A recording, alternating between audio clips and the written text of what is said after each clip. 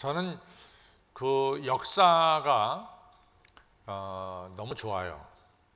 그래서 역사를 보면서 많은 것을 생각하고 또 결정을 내릴 때도 역사를 뒤돌아보면서 결정을 내릴 때가 많이 있습니다.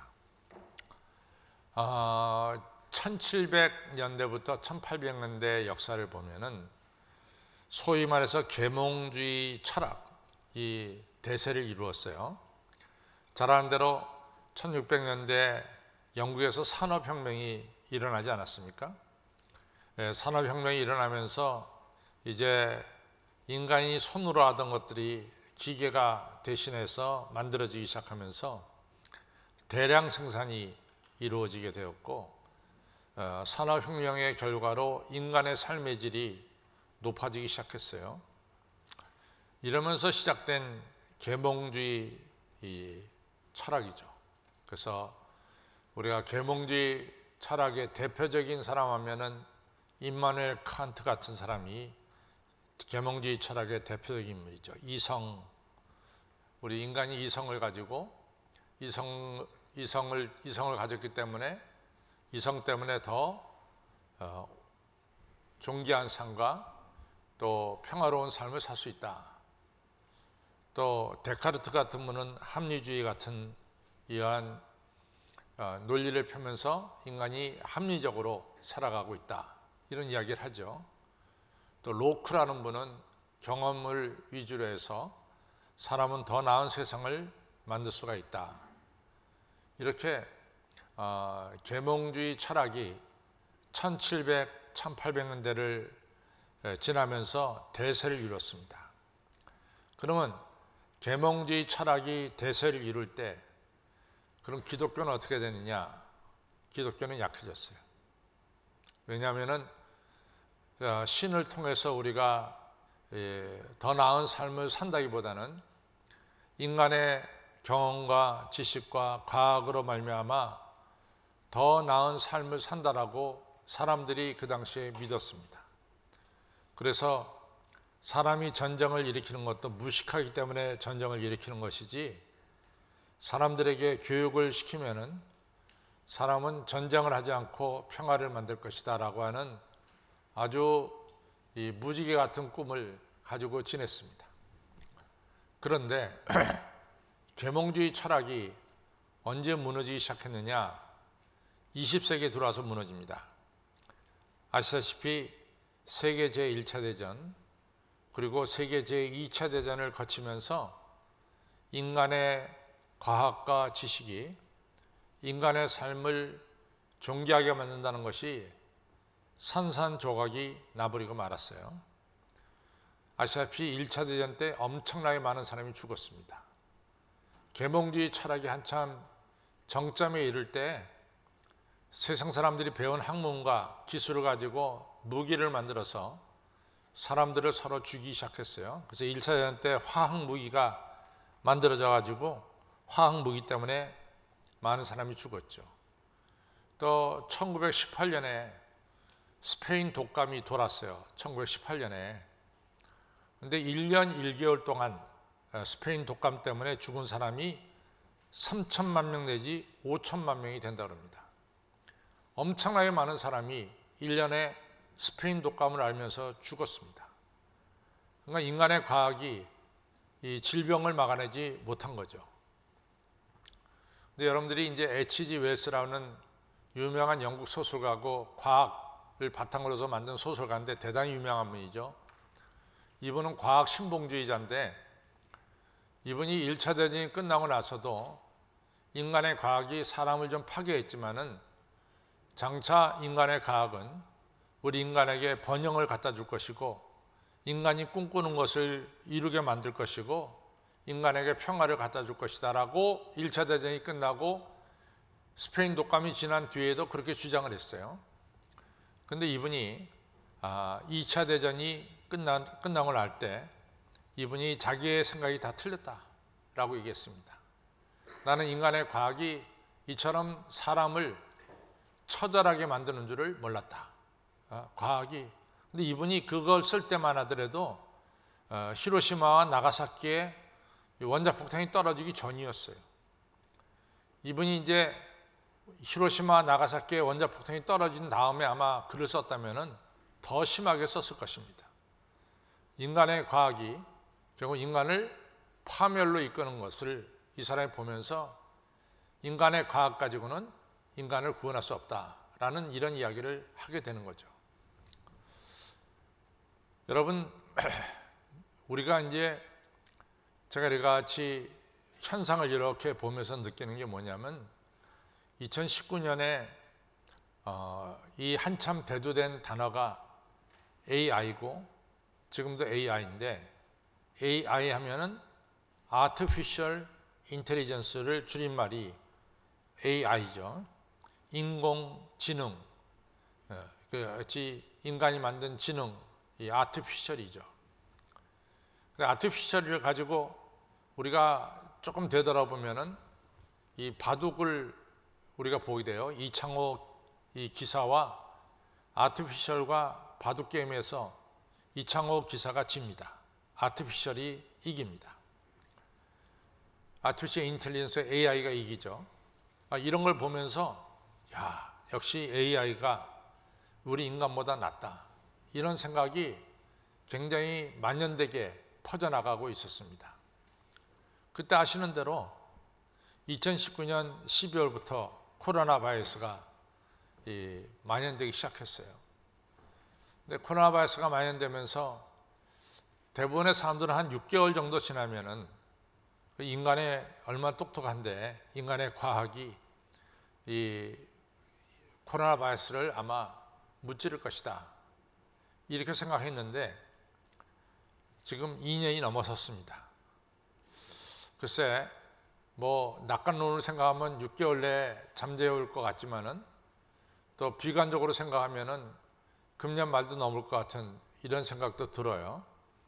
이것이 오늘 우리가 현재 만나고 있는 이 코로나 바이러스입니다. 이 할로우 스팔레이라고 하는 지금 하버드 대학 교수님께서 이런 이야기를 합니다. 앞으로 인간이 만날 5가지 어려움이 있는데 첫 번째는 핵과 테러가 인간을 괴롭힐 것이다. 여러분과 제가 만든 인간이 만든 핵, 그 다음에 이 테러가 결국은 인간의 삶을 괴롭힐 것이다. 두 번째는 기근과 식량 문제가 인간을 괴롭힐 것이다 라고 하는 문제예요. 세 번째는 기후변화와 자연재앙이 인간을 괴롭힐 것이다. 이 세 번째 이야기를 하면서 제 머리에 이렇게 그려지는 것, 지금 이 시간도 그려지는 것은 투발루라는 섬의 대통령이요, 이 물이 찬 가운데서 투발루를 살려주십시오라고 전 세계를 향해서 광고 낸 것이 이렇게 머리에 스쳐가고 있습니다. 북극과 남극의 빙하들이 녹아내리면서 이 해수면이 높아지기 시작하잖아요. 그 남태평양에 그 살기 좋은 투발루 섬이 물속에 잠기면서 대통령이 투발루 섬을 구해달라고 이렇게 외치는 게 나옵니다. 나머지 섬들도 지금 거의 사람이 살기 어려워요. 왜냐하면은 그 지하수가 전부 다 바닷물로 채워져서 이 육지에서 물을 퍼내는데 전부 다 바닷물이 나와요. 바닷물 먹고 어떻게 삽니까?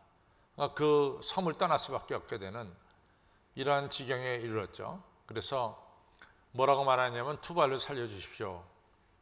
이것이 세 번째, 이 기후재앙이 또 자연재앙이 인간을 괴롭힐 것이다 라는 거죠. 네 번째가 뭐냐면 연병입니다. 이 역병과 연병은 코로나 바이러스를 우리가 어떻게 물리쳤다 하더라도 더 센 연병과 역병이 인간을 괴롭힐 것이다. 다들 그런 얘기를 하고 있잖아요.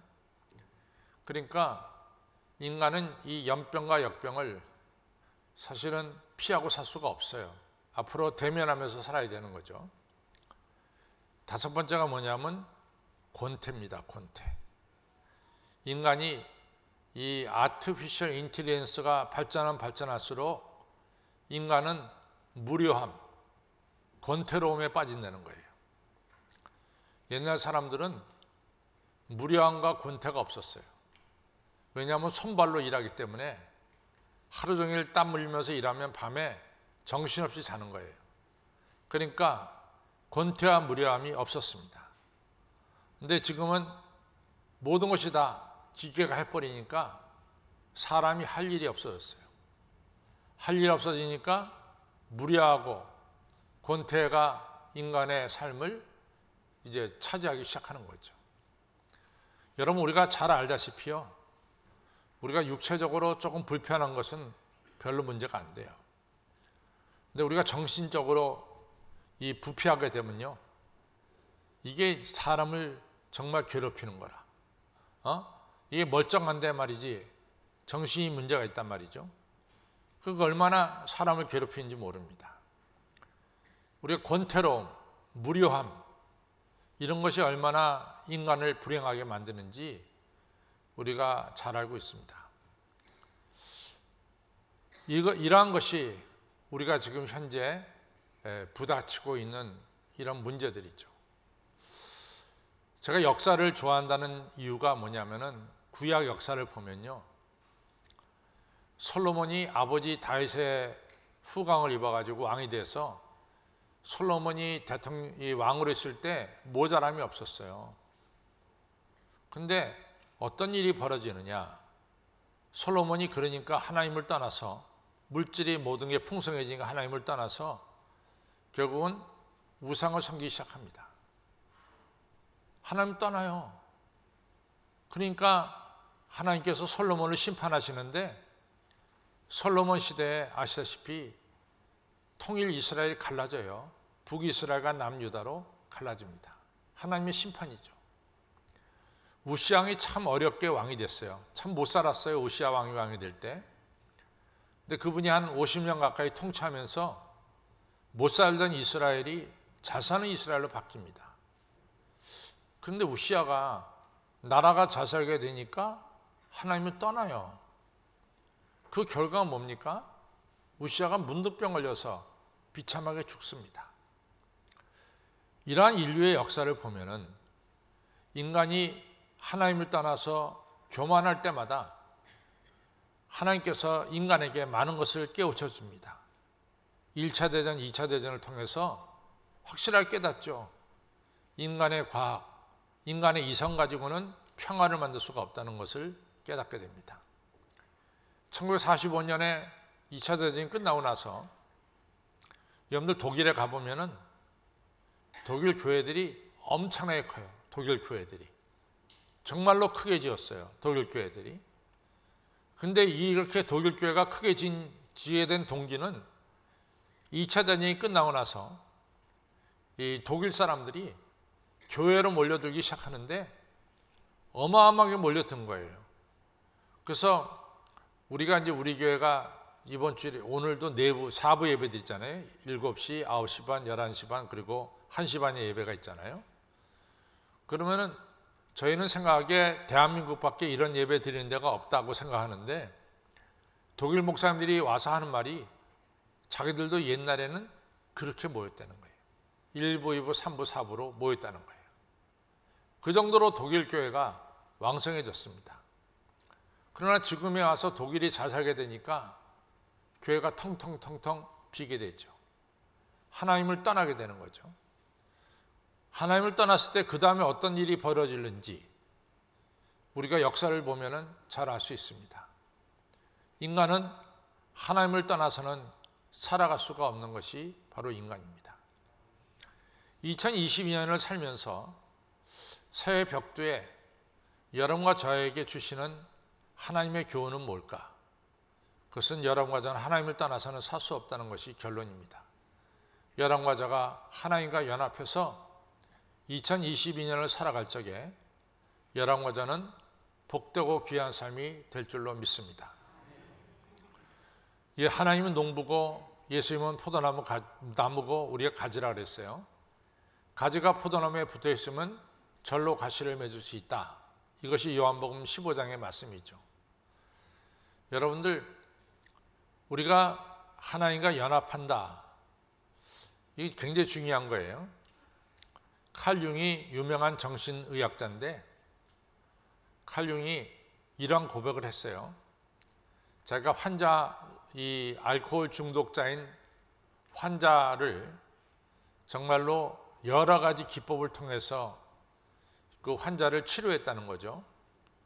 그래서 그 환자가 완전히 술을 끊고 이 알코올 중독에서 벗어나 가지고 이제 칼 융이 생각하기에도 이 사람은 이제 100% 치료되었다, 완전해졌다, 이렇게 생각을 해서 이 사람을 이제 퇴원시켰다는 거죠. 근데 그 사람이 미국 사람인데 미국으로 돌아가는 배를 탔다는 거죠. 근데 배 안에서 다시 술 취했대요. 그걸 보고 칼 융이 말하기를, 야, 이것은 내 지식과 내 경험 가지고는 사람을 바꿀 수가 없구나, 이런 이야기를 합니다. 여러분, 오늘도 우리가 성찬식을 하면서 우리가 새로운 피조물이라고 그랬습니다. 새로운 피조물은 우리 그리스도와 연합할 때 새로운 피조물이 되는 거예요. 근데 연합이라고 하는 말은 굉장히 중요한 얘기인데, 불교에서도 연합이란 말이 있어요. 불교에서도. 근데 불교에서도 인간이 신과 연합한다 라고 말할 때 불교의 연합은 우리가 물 한 컵에 불과해요. 우리 인간은. 근데 불교에서 물 한 컵에 불과한 인간이 신과 연합한다 할 때 이 물이 바다에 이같이 쏟는 거예요. 그래서 불교에서 연합은 나는 없어지고 큰 바다만 남는 것이 불교의 연합입니다. 근데 기독교의 연합은 그렇지 않아요. 기독교의 연합은 하나님이 만든 하나님의 창조물이 엄연하게 존재하는 거예요. 그리고 하나님과 연합이 되는 거예요.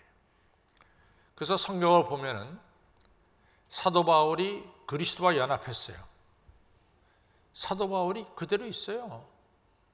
사도 바울의 이 특징이 그대로 있습니다. 이방인을 위한 선교사로서의 특징이 그대로 있습니다. 내 모습 그대로가 살아있는 거예요. 그 다음에 베드로가 그리스도와 연합했어요. 베드로의 모습이 그대로 있는 거예요. 없어지지 않는 거예요. 내가 사라지는 게 아닙니다. 내 안에 그리스도가 함께 하셔서 나를 통해서 그리스도가 나타나는 거고, 베드로를 통해서 그리스도가 나타나는 것이고, 바울을 통해서 그리스도가 나타나는 거예요. 그것이 그리스도와의 연합입니다.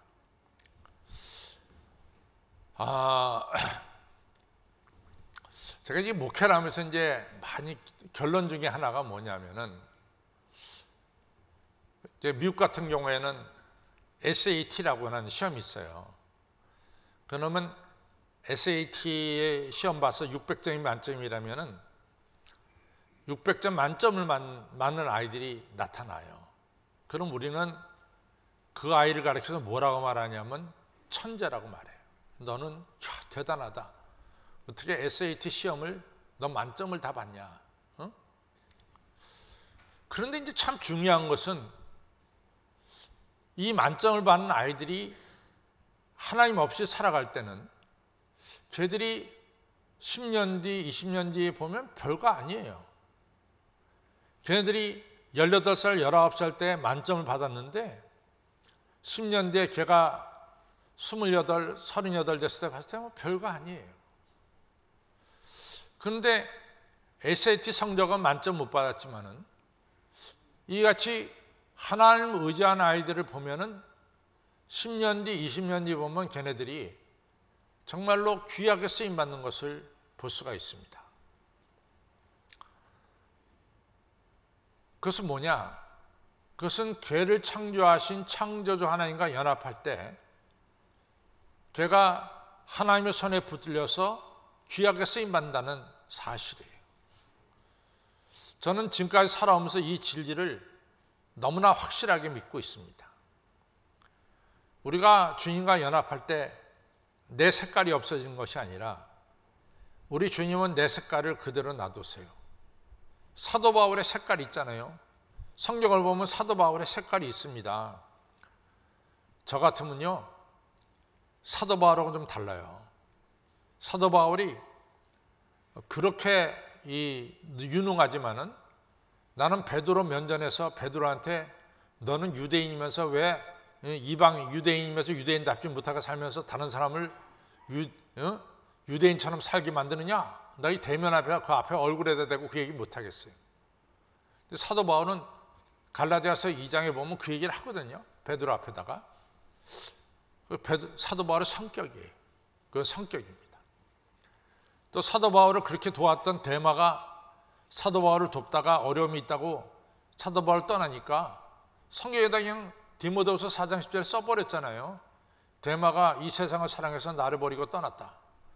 평생 데마는 지금 배신자가 돼버린 거예요. 그 한 구절 때문에. 근데 저는 그런 걸 못 쓸 것 같아요.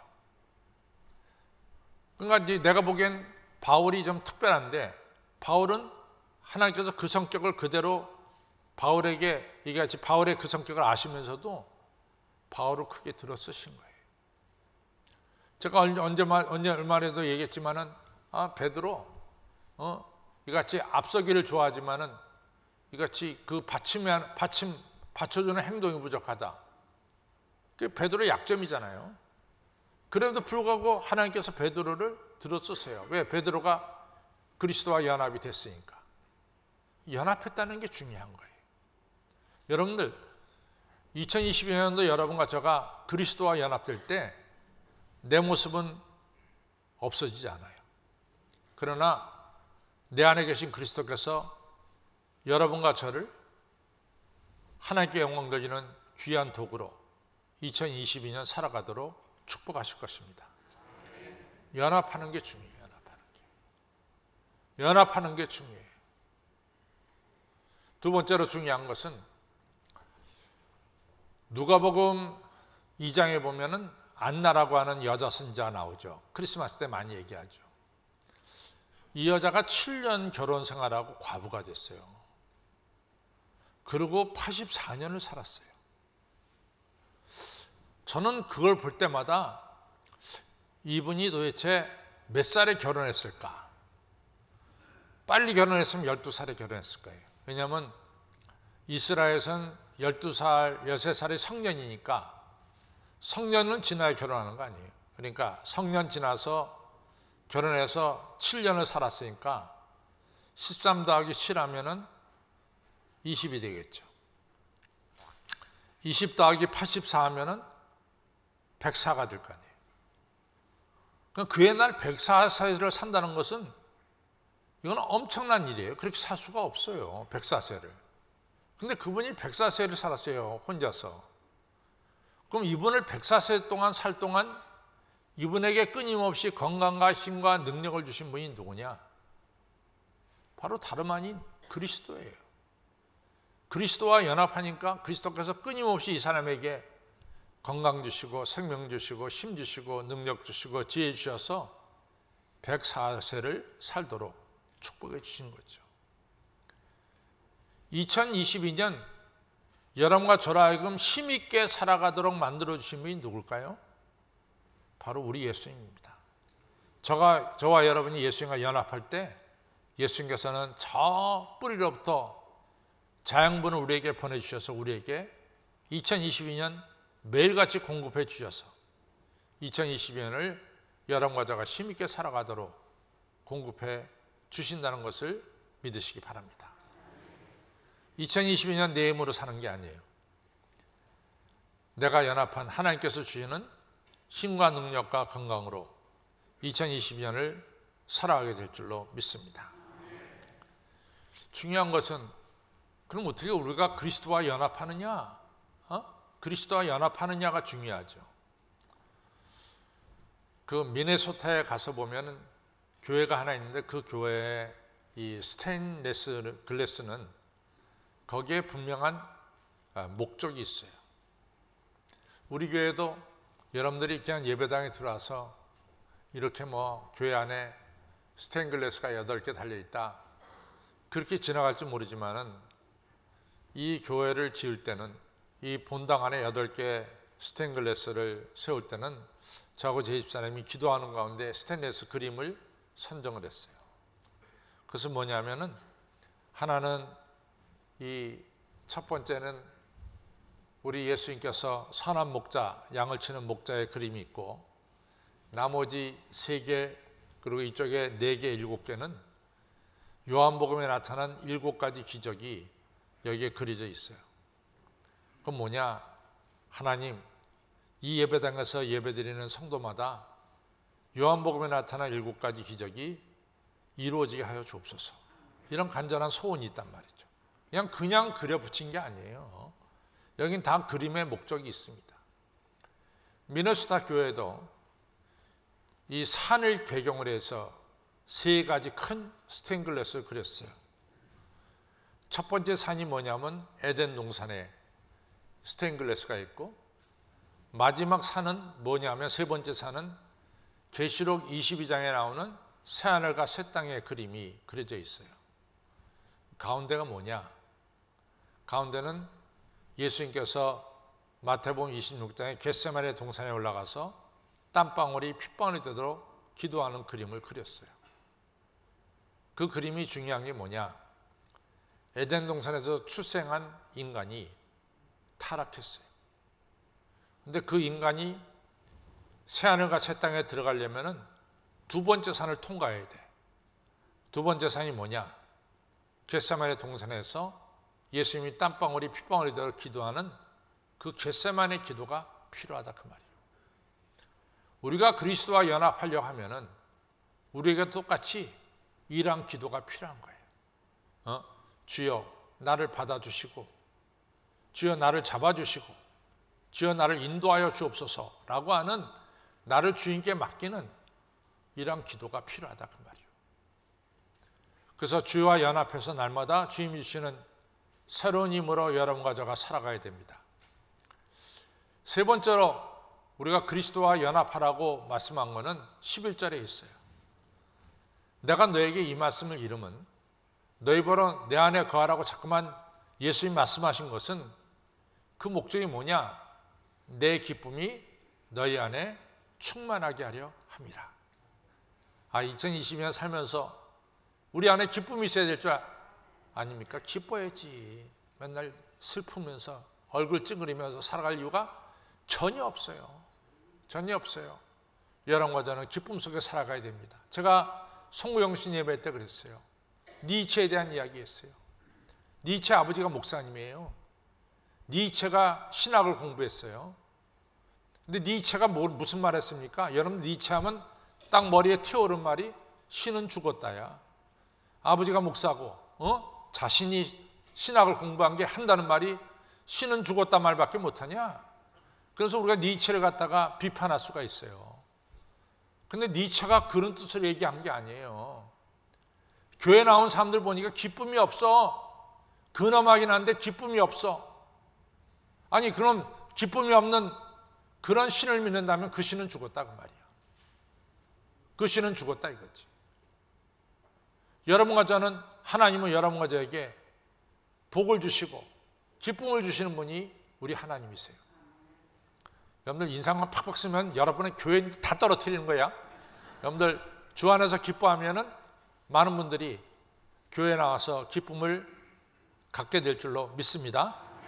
한번 하면 멋있는 얼굴로, 아름다운 얼굴로 예수님은 우리에게 기쁨을 주십니다. 한번 해볼까요? 시작. 한번 해봐.